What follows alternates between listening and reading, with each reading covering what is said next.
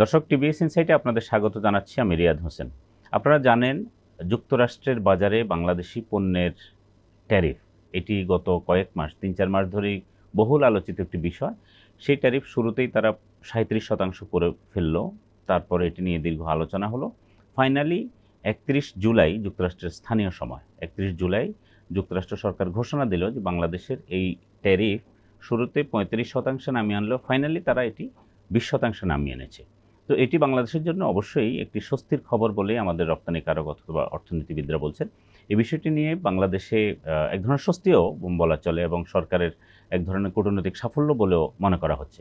এই বিষয়টি নিয়ে বিজনেস স্ট্যান্ডার্ডে আজকের লিড রিপোর্টটি প্রকাশিত হয়েছে। প্রতিবেদনটি করেছেন বিজনেস স্ট্যান্ডার্ডের বিশেষ প্রতিনিধি জনাব আবুল কাশেম, এবং তিনি দীর্ঘদিন ধরেই একদম শুরু থেকেই তিনি এই বিষয়টি ফলো করছেন।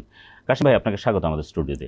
আসলে আপনি তো শুরু থেকেই যুক্তরাষ্ট্র যখন বাংলাদেশ বা অন্য যতগুলো দেশের উপরেই এই ট্যারিফটা ইম্পোজ করলো ফলো করছেন, ফাইনালি বাংলাদেশের এই ট্যারিফটা ফাইনালি ২০% আসলো। তো এটি কিভাবে দেখছেন বা আমাদের জন্য আসলে কতটুকু সুবিধার হবে? ধন্যবাদ আপনাকে। আমি শুরুতে যদি বলি যে গত এপ্রিলের ২ তারিখে ট্রাম্প প্রশাসন এই শুল্কটা বিভিন্ন দেশের উপরে আরোপ করলো। তার আগে ট্রাম্প যখন নির্বাচনে ক্যান্ডিডেট, আমেরিকার নির্বাচনের আগে উনি কিন্তু তখনই ঘোষণা দিয়েছিলেন যে উনি প্রেসিডেন্ট হলে চীনের উপরে শুল্ক বাড়াবেন, কিন্তু অন্য দেশের উপর শুল্ক বাড়ানোর কথা উনি তখন বলেন নাই। তো যাই হোক, যুক্তরাষ্ট্র বছরে যে পরিমাণ আমদানি করে এবং যে পরিমাণে রপ্তানি করে তাতে বাণিজ্য ঘাটতি হচ্ছে $1.3 ট্রিলিয়ন। তো ট্রাম্প প্রশাসন হচ্ছে এই ঘাটতিটারই কমানোর একটা উদ্যোগ নিয়েছে। তার অংশ হিসেবে বিভিন্ন দেশকে এই শুল্কের চাপে ফেলে তারা হচ্ছে আমেরিকান পণ্য ওইসব দেশে রপ্তানি বাড়ানোর একটা উদ্যোগ নিয়েছে। তো বাংলাদেশেও একই রকমভাবে আপনি জানেন বা বলছেন যে শুরুতে আমাদের ৩৭% আরোপ করেছিল। এরপরে আমরা যখন বাজেটে প্রায় ১০০টার মতন আমেরিকান পণ্যের হচ্ছে ডিউটি তুলে দিলাম এবং সরকার হচ্ছে কিছু প্রতিশ্রুতি দিল যে আমরা আমেরিকা থেকে এলএনজি আনবো, গম আনবো ইত্যাদি। তো তার প্রেক্ষিতে মাত্র 2% কমানো হয়েছিল গত ৭ জুলাই। এবং এই সময় কিন্তু বাংলাদেশ ২ রাউন্ড নেগোসিয়েশন করছে, কিন্তু হচ্ছে আমেরিকা কাছ থেকে আমরা খুব একটা তখন পর্যন্ত সুবিধা পাইনি।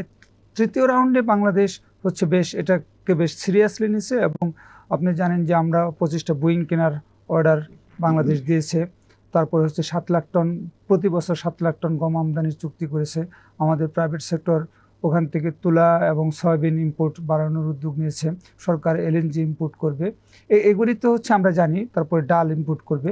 এর বাইরেও হয়তো আরও চুক্তিতে আরও কিছু বিষয় আছে যেটা আমরা এখনও বিস্তারিত জানি না। এই প্রেক্ষাপটে হচ্ছে দেখেন যে যুক্তরাষ্ট্রের সাথে আমাদের বাণিজ্য ঘাটতি মাত্র হচ্ছে $৬ বিলিয়ন। আমরা হচ্ছে $৬ বিলিয়ন এক্সপোর্ট, $৮ বিলিয়ন এক্সপোর্ট করি এবং $2 বিলিয়ন ইম্পোর্ট করি। $৬ বিলিয়ন ঘাটতি। এবং বাণিজ্য মন্ত্রণালয়ের একটা হিসাব আছে, সরকারি এবং বেসরকারিভাবে যে পরিমাণ ইম্পোর্ট বাড়ানোর উদ্যোগ নেওয়া হয়েছে তাতে আমাদের এই ঘাটতি আরও কমে এটা $3 বিলিয়ন নামবে। তো এ কারণেই হচ্ছে যুক্তরাষ্ট্র আমাদের ট্যারিফটা কমিয়েছে। এবং যে সরকার বা ব্যবসায়ীরা যে স্বস্তির কথা বলছে, এটা কারণ হলো আমাদের কমছে, আসলে এটা স্বস্তি না, যে প্রতিযোগী, আমাদের যারা প্রতিযোগী, হ্যাঁ, তাদের লেভেলে মোটামুটি আমরা আছি। যে আমাদের প্রধান প্রতিদ্বন্দ্বী হিসেবে ভিয়েতনামকে ধরা হয়, তাদেরও 20%, আমাদেরও 20%। ভারত হচ্ছে আমাদের আমেরিকার বাজারে তৈরি পোশাক রপ্তানিতে প্রতিদ্বন্দ্বী, তাদের এখন 25%, ফলে আমরা তাদের চেয়ে একটু সুবিধাজনক অবস্থায় আছি। ইন্দোনেশিয়া যদিও অত প্রতিদ্বন্দ্বী না, কিন্তু তারাও আরএনজি এক্সপোর্ট করে, তাদের 19%, মোটামুটি সেম, পাকিস্তানেরও 19%। এই হিসেবে আমরা বেশ স্বস্তিদায়ক বলা যায়। আচ্ছা, এই যে আপনি প্রতিযোগী দেশগুলোর কথা বললেন, ভারতের কথা বললেন, আমাদের প্রধান প্রতিদ্বন্দ্বী বা প্রতিযোগী হিসেবে বিশেষ করে তৈরি পোশাকের জন্য আমরা যদি বলি, কারণ আমাদের রপ্তানির মেইন পণ্যই আসলে তৈরি পোশাক। আমরা সম্ভবত $8.5 বিলিয়ন বা $8 বিলিয়ন যেটি যুক্তরাষ্ট্রে রপ্তানি করি, তার মধ্যে $6 বিলিয়ন বা আরও বেশি সম্ভবত তৈরি পোশাক। তো ফলে তৈরি পোশাকটাই আমাদের জন্য এখন একটা বড় গুরুত্বপূর্ণ বিষয়। এখন চীন, ভিয়েতনাম, ভারত, ইন্দোনেশিয়া অথবা পাকিস্তান আমরা যদি বলি, এখন যে পজিশনটা আসলো, এখন আমরা জানি না আসলে চীনের কি অবস্থা। এই অবস্থায় বাংলাদেশের জন্য আসলে এইটি পরিস্থিতি, আপনি কিছুটা বলেছেন, বাংলাদেশের জন্য আসলে পরিস্থিতিটা কেমন দাঁড়াতে পারে প্রতিযোগীদের বিবেচনায় যদি আমরা বলি? এখানে আমাদের আমরা যদিও হচ্ছে শুল্ক নিয়ে আলাপ করি, এর পাশাপাশি হচ্ছে আরেকটা এই চুক্তির একটা বড় পয়েন্ট আছে, সেটা হচ্ছে রুলস অফ অরিজিনের একটা শর্ত আছে, যে স্থানীয়ভাবে 40% ভ্যালু এডিশনের একটা শর্ত আছে। তো আমাদের নিট ওয়্যার এবং হচ্ছে ডেনিমে কোনো প্রবলেম নেই, এখানে আমাদের ভ্যালু এডিশন অনেক বেশি। কিন্তু আমাদের ওভেন এবং হচ্ছে এই হোম অ্যাপ্লায়েন্স বা হোম টেক্সটাইলে এখানে হচ্ছে আমরা সকল ক্ষেত্রে হচ্ছে 40% ভ্যালু এডিশন করতে পারি না, বিশেষ করে যেগুলি ফ্যাব্রিক আমরা ইম্পোর্ট করে করি। তো ট্রাম্প প্রশাসনের এই যে রেসিপ্রোকাল ট্যারিফের একটা কন্ডিশন হলো যে আপনি কোনো দেশ থেকে একটা পণ্য ইম্পোর্ট করে আপনি যদি আপনার দেশের 40% ভ্যালু এডিশন না করে যদি এক্সপোর্ট করেন, তাহলে ওটা আপনি যে দেশ থেকে ইম্পোর্ট করলেন ওই পণ্যটা ওই দেশের পণ্য হিসেবে কাউন্ট হবে।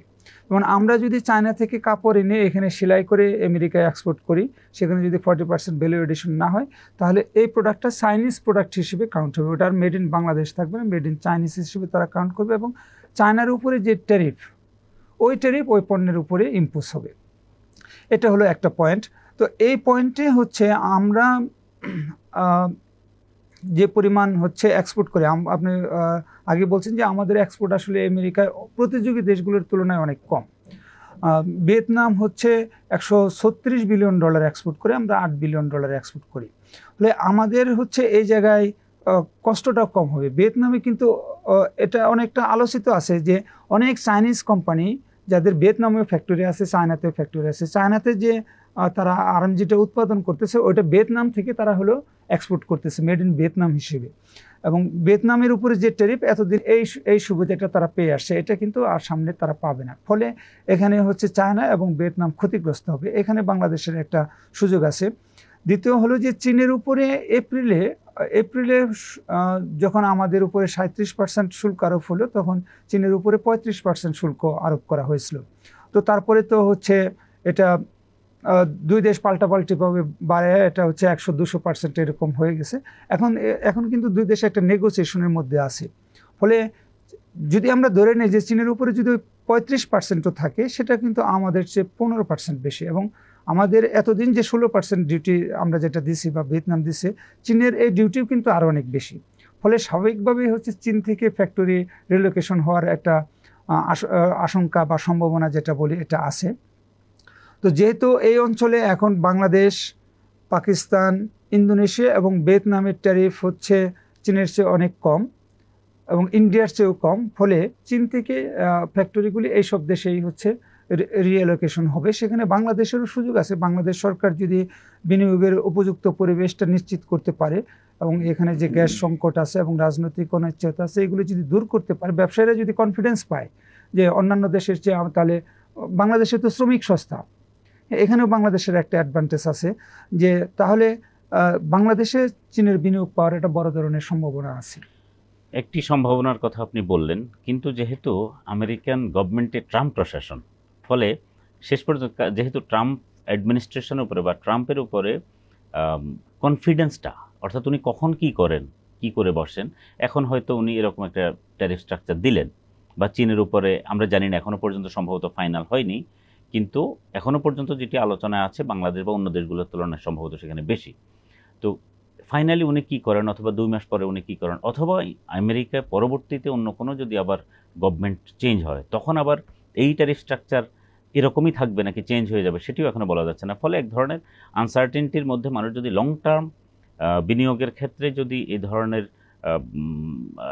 কি বলা যায়, যে বিনিয়োগের ক্ষেত্রে যদি লং টার্ম কোনো প্রেডিকশন না দেখে, সেক্ষেত্রে আবার বিনিয়োগ আনা বা বিনিয়োগ সরানোর বিষয়টি একটি গুরুত্বপূর্ণ বিষয়, হয়তো তারা সেটি বিবেচনা করে নাও আনতে পারে, এটি একটি বিষয়। আরেকটি হলো, আমরা চীন থেকে যেসব পণ্য আমদানির বিষয়ে আমরা চুক্তি করেছি বা চুক্তির বিবেচনা করছি, বিশেষ করে আপনি জানেন যে আমাদের যে বাংলাদেশ টেক্সটাইল মিলস অ্যাসোসিয়েশনের প্রেসিডেন্ট সহ গিয়েছেন, তারা একটি চুক্তি বা এমওইউ স্বাক্ষর করেছেন যে আগামী এক বছর বা একটা নির্দিষ্ট সময়ের মধ্যে $1 বিলিয়ন উন্নীত করা। কিন্তু গভর্নমেন্ট যে পণ্যগুলো আনবে, বিশেষ করে এলএনজি অথবা গম বা এর বাইরে অন্য যেগুলো, এগুলার বাড়তি যে খরচ, এটা কি আমাদের বাড়তি খরচের কারণে কনজিউমারের খরচ বাড়িয়ে দিতে পারে?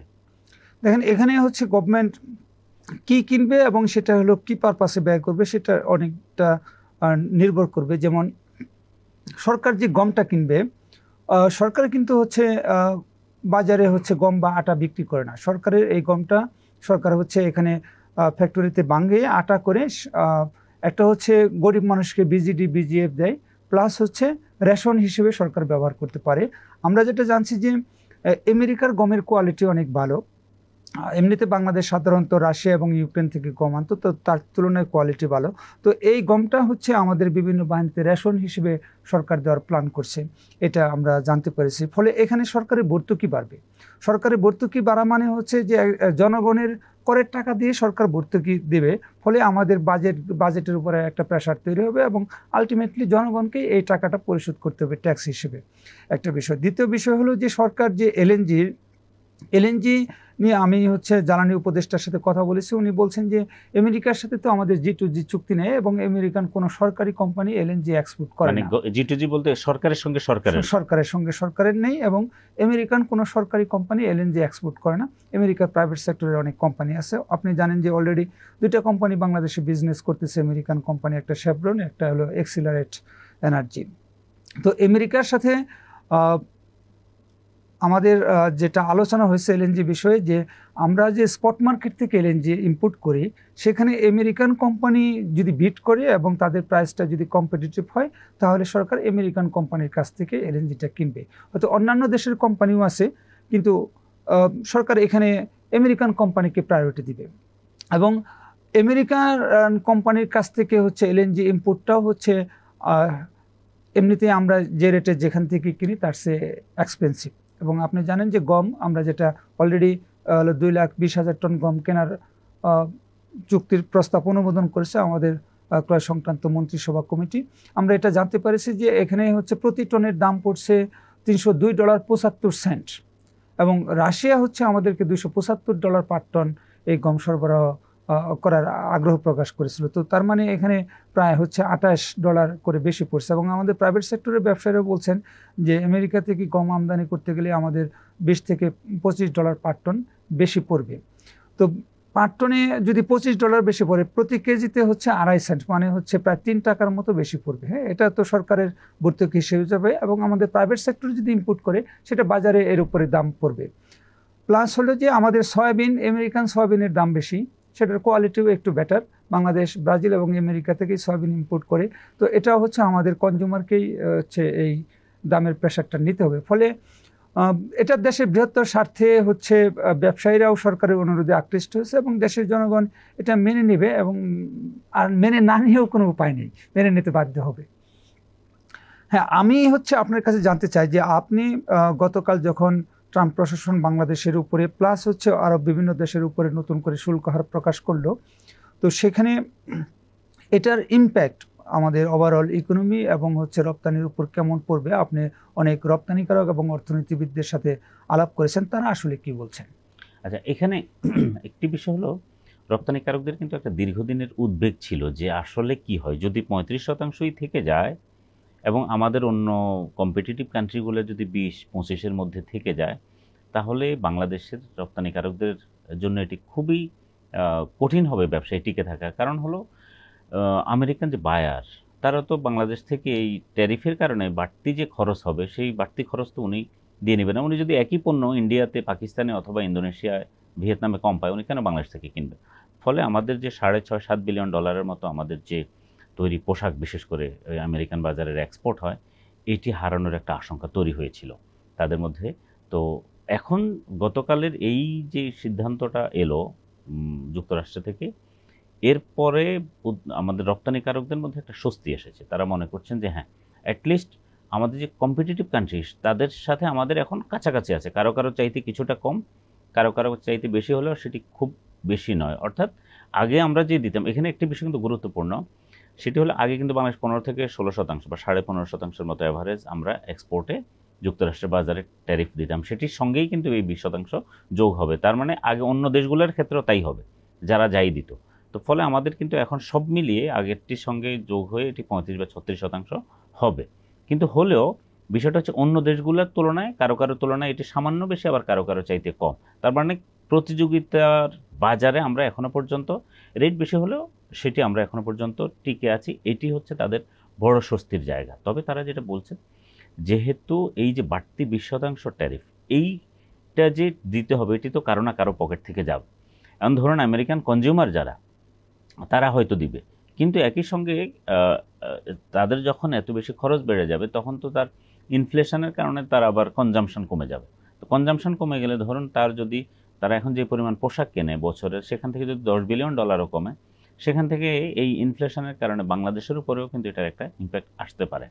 এখন বিষয় হচ্ছে আপনি যেটা বললেন যে চীন, ভিয়েতনাম অথবা ভারত বা অন্য যে দেশগুলো, তাদের ব্যবসা কতটুকু কমবে বা বাড়বে সেটি এখনই আসলে বোঝা যাচ্ছে না। তবে বাংলাদেশকে এখন আসলে যেটা করতে হবে, বাংলাদেশের রপ্তানিকারকদেরকে তাদের নিজেদের সক্ষমতা বাড়াতে হবে, উৎপাদনশীলতা বাড়াতে হবে, অথবা আমাদের যে লজিস্টিক্স ক্যাপাসিটি যেগুলো, কাস্টমস, পোর্ট, পিলিয়ে, এতে আলোচনা দীর্ঘদিনে, কিন্তু এখন সময় এসেছে খুব দ্রুত এই জায়গাগুলোতে যতটুকু তার ক্ষতি হবে। বিশেষ করে একটি বিষয় কিন্তু গুরুত্বপূর্ণ, 20 টাকা যদি বাড়তি খরচ হয় বা 20% যেটা আমি বলি, সেই খরচ পুরোপুরি কিন্তু কনজিউমার নেবে না, কিছু চাপ এখানেও আসবে। ফলে এখানে যে বাড়তি চাপটা আসবে এখানকার রপ্তানিকারকদের উপর, তারা সেটি পোষানোর জন্য তার উৎপাদনশীলতা বাড়ানো অথবা যে বাড়তি খরচগুলো হতো এই কস্ট কমানোর মাধ্যমে তাকে এখন প্রতিযোগিতায় আসলে টিকে থাকার চেষ্টাটা করতে হবে। আমি আপনার কাছে শেষ প্রশ্নটা করতে চাই, এটি গুরুত্বপূর্ণ বিষয় হলো নন ডিসক্লোজার এগ্রিমেন্ট, যেটি খুবই আলোচিত একটি বিষয়, যে দুই দেশের সঙ্গে যে চুক্তিটা হবে, তো চুক্তির নেগোসিয়েশনের টেবিলে যা থাকবে অথবা চুক্তি, এটি সরকার কোনো দেশই প্রকাশ করতে পারবে না। এখন বাংলাদেশ আসলে যুক্তরাষ্ট্রের, আমরা যেটি দেখছি, একটি হচ্ছে বাণিজ্যিক আলোচনা যে আমরা কি কি আমদানি করব তাদের কাছ থেকে, এর বাইরে আসলে আর কোন কোন বিষয়গুলো আসলে সরকার তাদের সঙ্গে এক ধরনের কি বলা যায় যে অঙ্গীকার করেছে বা প্রতিজ্ঞা করেছে আমরা হ্যাঁ এটা করব, এটা কি জানার কোনো সুযোগ এখন তৈরি হয়েছে অথবা ভবিষ্যতে কি কখনো জানা যাবে? দেখেন যে বাংলাদেশ হচ্ছে গত 12 জুন আমেরিকার সাথে একটা নন ডিসক্লোজার এগ্রিমেন্ট করেছে, যে নতুন যে চুক্তি, মানে যেটা এই যে আপনার এখন হবে, এই চুক্তি বিষয়ে হচ্ছে দুই দেশ কোথাও এটা প্রকাশ করবে না। এবং সেই কারণে কিন্তু আমাদের সরকার কিন্তু হচ্ছে ব্যবসায়ীদের সাথে আলোচনা কিন্তু মন খুলে করতে পারে নাই, বা অর্থনীতিবিদদের সাথে, অথবা হচ্ছে যে আমরা লবিস্ট নিয়োগ দিতে পারি নাই। এখন নন ডিসক্লোজার এগ্রিমেন্টের মধ্যে তখনই দেয় যখন এখানে হচ্ছে এমন কিছু বিষয় থাকে যেটা আসলে কোনো দেশের সরকারি মানুষকে জানাতে চায় না, অথবা হচ্ছে এক দেশের সাথে নেগোসিয়েশনে আমি কি নেগোসিয়েশন করতেছি এটা যাতে আরেক দেশ না জানে। যেমন বাংলাদেশের সাথে যেসব বিষয় নিয়ে নেগোসিয়েশন করতেছে, স্বাভাবিকভাবেই হচ্ছে আমেরিকা হয়তো চাচ্ছে না যে এটা ইন্ডিয়া জানুক, চায়না জানুক, বা আরেকটা দেশ জানুক, বা বাংলাদেশও চাচ্ছে না, কারণ তাহলে হচ্ছে নেগোসিয়েশনটা দুর্বল হয়ে যায়। যে আমরা যদি জানি যে ধরুন ভিয়েতনামের 123 বিলিয়ন ঘাটতি, তো তারপরেও ভিয়েতনাম কীভাবে হলো 20%-এ আসলো, আমার মাত্র 6 বিলিয়ন ঘাটতি। তো আমি যদি এটা জানতাম যে ভিয়েতনাম কি কি করে 20%-এ আসলো, তাহলে কিন্তু আমার জন্য নেগোসিয়েশনটা অনেক সহজ হয়ে যেত। তো এসব কারণে হতে পারে এখন যেটা আলোচনা হচ্ছে যে এই যে নন ডিসক্লোজার এগ্রিমেন্ট, সেটা আসলে কোন সময় পর্যন্ত নন ডিসক্লোজার, যে নতুন চুক্তি হওয়া পর্যন্ত, নাকি হচ্ছে এটা কখনোই প্রকাশ করা যাবে না, এটা কিন্তু সরকারের দিক থেকেও এখন পর্যন্ত ক্লিয়ারলি বলা হয় নাই।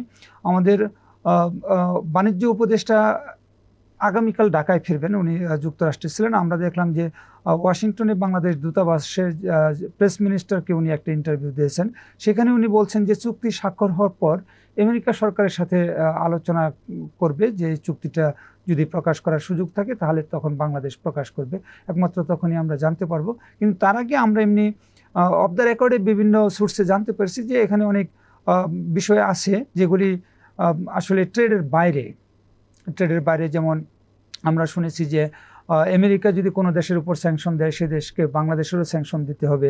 আমেরিকা কোথাও কোনো দেশের উপর ট্যারিফ ইম্পোজ করলে বাংলাদেশকেও ট্যারিফ ইম্পোজ করতে হবে। আমেরিকাকে আমরা যেসব পণ্যের শুল্ক ছাড় দেবো, সেসব পণ্যে অন্য দেশকে শুল্ক ছাড় দিতে পারবো না, বা চায়না থেকে এই সফটওয়্যার আনা যাবে না, চাইনিজ ইনভেস্টমেন্ট কমাইতে হবে, ইত্যাদি নানান রকমের শর্তের কথা আমরা শুনছি। কিন্তু যেহেতু হচ্ছে এটা নন ডিসক্লোজার, সেহেতু আমরা এটা, আমাদের এই শোনা কথাটা আসলে রেফারেন্স হিসেবে ইউজ হবে না। এবং একটা জিনিস আমরা শুনে আসি যে আমেরিকা চাচ্ছে আসলে চীনের নির্ভরশীলতা কমানো, অর্থাৎ চীন থেকে বাংলাদেশ যে পরিমাণ ইম্পোর্ট করে সেটি হয়তো কিছুটা হ্রাস টানতে হয়তো চায়, এটিও হতে পারে। কিন্তু এই জিনিসগুলা ওই যেহেতু আপনি বললেন যে এখনই কোনো কিছুই প্রকাশিত না, সরকারিভাবে ফলে সব কিছুই আসলে এক ধরনের শোনা কথা আলোচনার মাধ্যমে যতটুকু আমরা শুনেছি সেটি আমরা আসলে যেই জিনিসটা এখন সরকারের জন্য গুরুত্বপূর্ণ বা ব্যবসায়ীদের জন্য যে একটি স্বস্তির জায়গায় এখন আসলো, কিন্তু ফাইনালি আগামী 2 মাস 6 মাস বা 1 বছর পরে এই ট্যারিফ কোথায় থাকে, বাংলাদেশ কতটুকু গেইন করবে অথবা লস করবে সেটি বলার জন্য আসলে আমার মনে হয় আমাদের আরেকটু অপেক্ষা করতে হবে। আপনাকে ধন্যবাদ আমাদের আলোচনায় যুক্ত হওয়ার জন্য। প্রিয় দর্শক, এই ছিল আমাদের আজকের আলোচনা। আমাদের এই আলোচনা যদি ভালো লাগে তাহলে লাইক, কমেন্ট, শেয়ার করবেন। টিবিএস এর সঙ্গে থাকুন। আপনাদের ধন্যবাদ।